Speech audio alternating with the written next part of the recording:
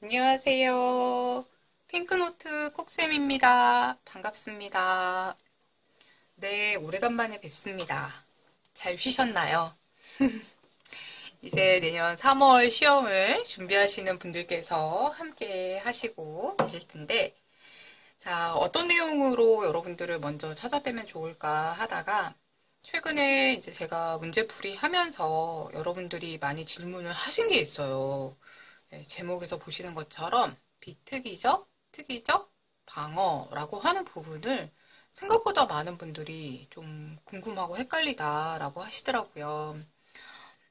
우선 말씀을 드리자면, 저도 해부를 가르치고는 있지만, 해부 수업을 하시는 분들이 되게 많으세요. 되게 많으시고, 그리고 또 이 교재에 따라서 비특이적 방어, 특이적 방어는 주로 성인간호학에서도 나오고 해부에서도 관계가 있긴 하거든요. 그래서 좀 여러 부분에서 다루고는 있는데 선생님들이 설명하는 그 부분의 깊이가 좀 다 다른 것 같아요. 그러니까 예를 들어서 저는 되게 그냥 간략하게 설명을 하는 편인데 이제 어떤 선생님들께서는 면역도 세포 면역, 체액 면역 이렇게 나눠서 설명해 주시고 그리고 거기에 대한 뭐 비림프구라던가 T림프구의 기능까지 좀 정확하게 설명을 해주시는 선생님들이 계신 것 같아요. 그래서 그게 어떻게 보면은 당연히 이제 그렇게 설명을 드리는 게 좋죠. 그리고 선생님들께서 충분히 알고 계시니까 그렇게 설명을 드리시는 건데, 저는 좀 그냥 간략하게 설명을 좀 드릴까 합니다. 그래서 아예 이거는 사실 기본 개념이기 때문에 문제풀이에서는 별로 이제 다루진 않지만 이걸 여러분들이 명확하게 알고 계시면 사실 사용할 것이 되게 많아요. 그래서 오늘은 제목에서 보시는 것처럼 비특이적 방어, 특이적 방어에 대해서 설명을 좀 드리겠습니다. 자, 여러분들 아시다시피 우리의 기본 구성은 세포로 되어져 있어요. 세포로 되어져 있는데 여러분들 해부에서 세포의 종류에 대해서 이제 굉장히 여러 가지를 배우시잖아요. 예를 들어서 뭐 신경세포도 있고 근육세포도 있고 그다음에 뭐 상피세포도 있고 결체조직세포, 결합조직세포도 있고 여러 가지 세포가 있는데 어쨌든 인체의 기본의 구성은 세포예요. 그래서 이 세포라고 하는 아이들은 끊임없이 분열을 하고 있거든요. 이 세포들이 끊임없이 분열을 하는 과정 또는 외부에서 우리 몸으로 원래 우리 세포가 아닌데 이런 세포들이 들어올 수 있는 그런 경로들이 있어요. 대표적인 게 이제 호흡기계 이런 것들이 있죠. 그러다 보니까 우리 몸에서는 내 몸을 구성하고 있는 세포를 보호하기 위한 여러 가지 방어 체계를 세우고 있는데 그게 이제 지금 말씀드리는 방어 기전이에요. 이 방어 기전이다라고 하는 거는 크게 우리 두 가지로 나누고 있어요. 하나가 비특이적 방어라고 들어보셨을 거예요. 네. 그리고 또 하나는 특이적 방어라고 들어보셨어요. 여기다가 써야 되겠다. 네. 자, 우선 비특이적이다라고 하는 거. 비특이적과 특이적의 차이는 이 앞글자밖에 없어요. 그러니까 특이적이지 않아, 아닐 비자의 한문이거든요. 그러니까 특이적이지 않아, 이거는 누구나 다 가지고 있어 라고 하는 게 비특이적 방어예요. 누구나 다 있다. 자, 특이적 방어는 아니, 이거랑 다른 거잖아요. 그러니까 이거는 다 가지고 있지는 않다.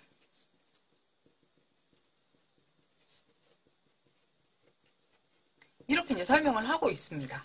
즉, 우리 몸에 외부로부터 균이 들어오거나, 뭐 미생물이 들어오거나, 아니면 우리 몸 안에 어떤 새로운 세포들이 생길 때, 그러니까 예를 들어 암이라고 하는 아이는 여러분들이 아시는 것처럼 우리 몸의 세포 분열 과정에서 원래 모양과는 다른 이상하게 분열된 세포들이 과잉증식한 게 암이잖아요.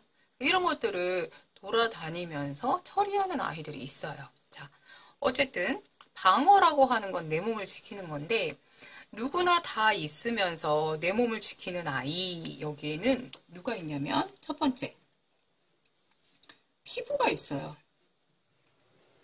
그래서 만약에 우리가 피부가 손상된다라고 하면 상처를 통한 감염 이런 것들을 언제나 이제 눈여겨보는 거죠. 근데 피부만 있느냐? 그렇진 않아요. 피부 말고도 타액이라는 게 있어요. 여러분들 아시는 것처럼 입안에는 균이 있고 이 균에 의해서 문제가 생기지 않도록 타액은 약산성의 수소이온 농도를 띠고 있습니다. 근데 이것만 있느냐? 그건 아니에요. 여러분들 기관지라고 하는 아이가 점막으로 되어져 있고 이 점막에서는 끈끈한 점액을 생성해서 이물질이 호흡기 내로 들어가지 못하도록 막아준다. 이런 거 들어보셨죠? 그것만 있느냐? 아니에요. 위산도 있어요. 위는 아주 강한 산성으로 여러분들 3초의 법칙 아시나요? 이렇게 음식물이 떨어지면 3초 안에 집어먹으면 된다. 이런 3초의 법칙에 현혹되셔서 떨어진 음식물을 집어먹었다거나 아니면은 지저분한 손으로 음식물을 나눠서 먹었다거나 이럴 경우에 우리가 다 배탈이 나거나 하진 않아요. 그 이유가 강한 산이 우리 소화기계에서 한 번씩 싹 미생물을 잡아주기 때문인 거죠. 이것만 있느냐? 그건 또 아니에요. 장내 세균이라고 하는 아이들이 있어요. 여러분들 뭐 유산균, 대장균 뭐 이런 아이들 알고 계시죠? 뭐 요거는 극히 일부이고 정말 몇 조 단위의 균들이 우리 장 안에 살고 있으면서 우리 장 안에서 외부로부터 들어오는 미생물을 약간 처리해주는 그런 역할을 하고 있대요. 이건 누구나 다 있어요. 저도 그렇고 뭐 제 옆에 있는 사람도 그렇고 제가 보고 있는 여러분들도 그렇고 다들 피부, 타액, 점막, 위산, 장내 세균, 눈물이라는 것도 있습니다. 이런 것들이 외부로부터 특이한 아이들, 좀 내가 아닌 아이네 이런 아이들이 들어올 때 막아주고 있어요. 이게 가장 첫 번째의 방어 기전이에요. 그런데 혹여 요거를 지나쳐서 들어온 아이가 있다. 그럴 수도 있죠. 그런 경우에 세포로서 이제 기능을 하는 아이. 그걸 우리가 이제 방어세포라고 하는데요. 기회를 틈타서 들어왔거나 내 몸에서 생기는 여러 가지 이상한 세포들. 요런 아이들을 제거하는 아이들을 우리가 방어세포라고 하고 방어세포의 대부분은 여러분들 백혈구로 알고 계실 거예요. 네, 백혈구 맞아요. 그런데 우리는 백혈구를 어떻게 배웠냐면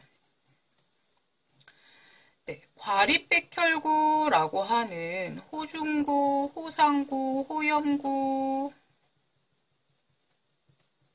요렇게 배웠고 무과립백혈구라고 하는 단핵구, 림프구가 있다 이렇게만 배웠어요. 그죠? 그런데 비특이적 방어, 특이적 방어에 막 얘기를 하다 보면 막 NK셀 뭐 이런 애들도 있고 대식세포도 있다고 하고 쿠퍼세포도 있다고 하고 막 내용이 막 늘어나요. 내가 아는 백혈구는 이거밖에 없는데 그죠? 자, 방어세포는 이 백혈구에 대한 이야기가 맞아요. 그런데 이 비특이적 방어를 주로 하는 백혈구가 있어요. 그게 누가 있냐면 이 중에서 호중구가 주로 하고 있어요. 그리고 대식세포라고 하는 아이도 하고 있는데요. 이 대식세포는 어떤 아이냐면 원래 골수에서 이 백혈구가 만들어지는 건 알고 계시죠? 그럼 골수에서 만들어져서 장기에서 성숙하는 아이예요. 장기에서 성숙하는 단핵구예요. 이 아이를 우리가 대식세포라고 해요. 이 예로 여러분들이 가장 많이 알고 계시는 게 간에 있는 쿠퍼세포예요. 그러니까 결론은 그냥 우리가 알고 있는 백혈구예요. 그 중에서도 호중구가 가장 일선에서 호중구 비율이 가장 많거든요. 그러니까 가장 앞에서 다 죽이는 거예요. 우리가 이제 식균작용이라고 하잖아요. 그러니까 이 방어세포의 기능을 우리는 염증 반응이라고 해요. 염증 반응 이 아이는 뭐냐면 결론은 내가 모르는 아이면 다 죽어. 이거예요. 너무 잔인한가요? 그러니까 내 세포야. 이 아이는 상피세포네. 이 아이는 근육세포네. 이 아이는 결체적인 세포네. 라고 인식하고 있는 아이가 아니면 그냥 다 죽이는 거예요. 다 죽일 때 이 백혈구가 죽여야 하는 세포들이 있는 장소로 또는 균이 있는 장소로 이동을 하기 위해서 우리가 혈관이 늘어나기도 하고 혈액의 흐름이 느려지기도 하고 막 혈액이 보이기도 하고 그러면서 모세혈관의 투과성이 늘어나고 막 이런 얘기가 나오거든요. 근데 그런 이야기들은 그냥 이론할 때 들으시면 좋은 거고 우리는 어쨌든 문제 풀이를 위한 거기 때문에 염증 반응이다 라고 하면 너 가리지 않고 누구나 내가 모르는 애들은 다 죽이는데 이때 나타나는 반응이 굉장히 공통적인 반응이 나타나요. 그리고 여러분들은 뭐라고 배우셨냐면 염증의 국소적 4대 증상이라고 배우셨을 거예요. 자, 국소적 4대 증상은 꼭 암기하셔야 돼요. 이거는 써먹을 때가 정말 많아요. 자, 무슨 염이라고 들어가는 이 염증 반응에서 국소적 4대 증상은 먼저 아파요. 그리고 빨갛게 붓고 이 종창이라고 하는 거는 국소적 부종을 이야기하거든요. 그리고 여기에다가 뜨끈뜨끈한 열감이 있어요. 이게 기본적인 4대 증상에 더하기 기능장애다라고 이야기를 합니다. 자, 그럼 예를 들어 볼까요? 여러분들 걸어가다가 발목을 심하게 삐었어요. 그러면 심하게 삔 그 발목, 염좌라고 하죠? 아파요. 빨갛게 부어올라요. 만져보면 뜨끈뜨끈해요. 왜냐하면 백혈구들이 가서 삘 때 압력에 의해서 손상된 세포들을 없애주기 때문이죠. 그리고 기능장애. 발목이 삐끗했으니 걸을 때 불편하죠. 자, 그런 것만 있느냐? 아니에요. 여러분들 편도선염이라고 하는 아이는 대부분 세균 감염에 의해서 생기는데 편도선염 증상 들어볼까요? 편도선염 어때요? 목이 아파요. 그죠?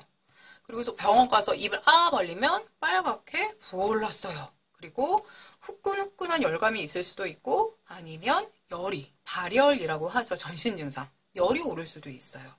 이것만 그런가요? 아니죠. 충수돌기염 해볼까요? 무슨 염으로 끝나네요. 자, 그러면 배가 아파요. 우리가 충수돌기를 꺼내볼 수는 없지만 꺼내본다라면 빨갛게 부어있을 거예요. 그리고 열이 나겠죠. 발열이 있거나 미열이 있을 수도 있고 열감이 있을 수 있어요. 자, 요렇게 무슨 염이라고 하는 모든 질환들은 이 국소적 4대 증상을 가지고 있어요. 이걸 왜 말씀드리느냐? 여러분들 나중에 성인간호학 보다 보면은 내가 모르는 이런 병명들이 나오면 당황하시는 경우가 있는데 병명에 무슨 염이라는 게 있대요. 그러면 기본적으로 이 네 가지는 있겠구나. 그러면 약물을 쓴다는 것. 즉 우리가 치료 및 간호를 할 때에는 원인이 세균이다라고 하면 세균을 죽이는 항생제를 쓰지만 원인이 세균이 아니야 라고 하는 예를 들어 바이러스라면 항생제가 의미가 없어요. 그러면 대증요법이라고 해서 증상을 완화하는 약물을 쓰거든요. 통증이 있으니까 어떻게 해요? 진통제 쓰겠네요. 발적과 종창이 있으니까 이거를 좀 가라앉을 수 있도록 냉찜질 같은 거 해주면 좋겠네요. 열감이 있으니까 열감인 정도라면 냉찜질 정도 해주시면 되겠고 그게 아니다 라고 하면은 해열제가 필요한 경우도 있겠죠. 그런 것들을 여러분들이 봐주시면 되겠고 기능장애. 아프고 기능장애 있으니까 혹시나 어떤 증상들이 나타날까? 예를 들어 호흡기의 염증이네, 소화기계의 염증이네, 염증이 어디에서 생겼는지를 여러분들이 파악하셔서 치료 및 간호는 얼마든지 응용이 가능하세요. 그래서 이 염증 반응이다 라고 하는 걸 하나 봐주시면 좋겠고 요즘에 이슈가 되고 있는 거는 이 특이적 방어죠. 다 가지고 있지는 않아요. 예를 들어서 저는 어렸을 때 수두를 앓았어요. 수도를 알았기 때문에 검사를 해보진 않았지만 아마 저한테는 수도 항체가 있을 것 같아요. 저는 근데 B형 간염 항체는 없어요. 검사를 해보면 제가 예방접종은 다 했거든요. 근데 B형 간염 항체가 계속 안 생기더라고요. 이렇게 누구는 B형 간염 항체는 있고 누구는 없고 누구는 수도 항체가 있고 누구는 없고 이걸 우리가 특이적 방어라고 하고요. 이때 주로 관여하는 세포가 있어요. 물론 여기에서 여러분들이 더 깊이 있게 들으셨다면 뭐 체액면역, 세포면역이라고 해서 호중구가 가서 하고 NK세포 여러 가지 애들 뭐 수지상세포 여러 가지 얘기들을 들으셨겠지만 저는 그냥 간단하게 이렇게 말씀드려요. 방어세포 얘는 주로 림프구가 하는 아이예요. 근데 아까 말씀드린 것처럼 림프구가 한 종류가 아니에요. 여러 종류예요. 여러 종류 있다 보니까 걔네들이 힘을 합쳐서 없애는 아이인 거거든요. 근데 제가 이 부분에서 사실은 강조하고 싶은 거는 림프구가 힘을 씁니다 라고 하는 걸 강조하고 싶은 건 아니에요. 염증 반응과 상대적인 개념인 면역 반응을 여러분들이 좀 보셨으면 좋겠어요 라고 말씀을 드리는 건데 면역 반응의 다른 이름은 항원, 항체 반응이라고 하고요.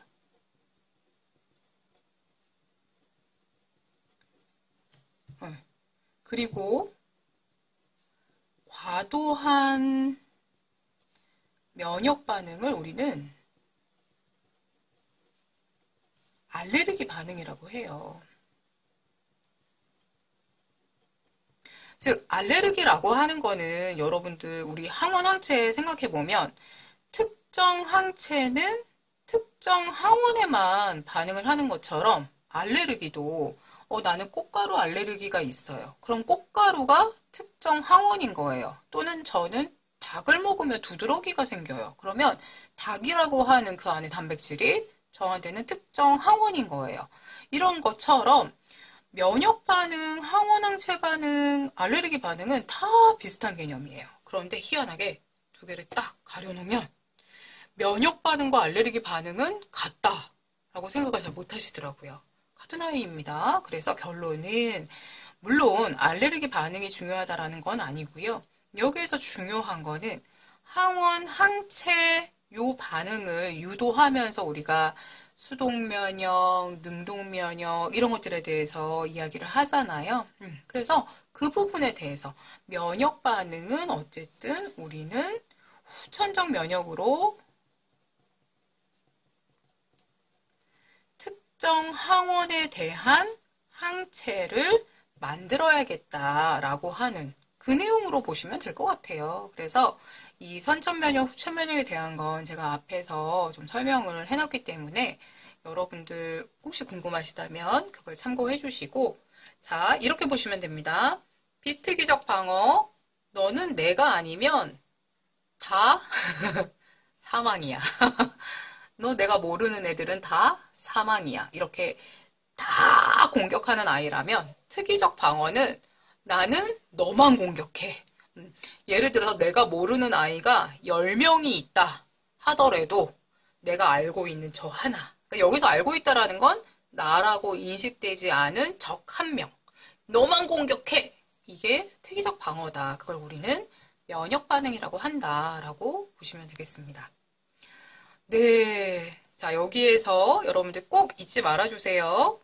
비특이적 방어 누구나 있고 대표적인 건 염증 반응인데 중요한 건 염증 반응에는 국소적 4대 증상이라는 게 있어서 어떤 염증이든 간에 이 증상은 꼭 가지고 있을 거야 라고 하는 것과 특이적 방어, 자, 이 특이적 방어는 면역 반응이라고 하는데 요거 과도한 면역 반응은 알레르기 반응이고 후천적 면역이라고 하는 우리 인공, 능동, 인공, 수동, 자연, 능동, 자연, 수동 아시죠? 네, 그거하고 관련된 내용이다라고 보시면 되겠습니다.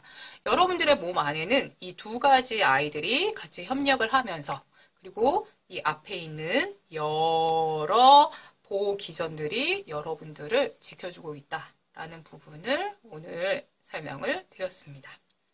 네, 도움이 되시길 바라고요. 네, 다음번에는 또 다른 내용으로 새롭게 좀 신선한 내용이어야 될 텐데요. 찾아뵙겠습니다.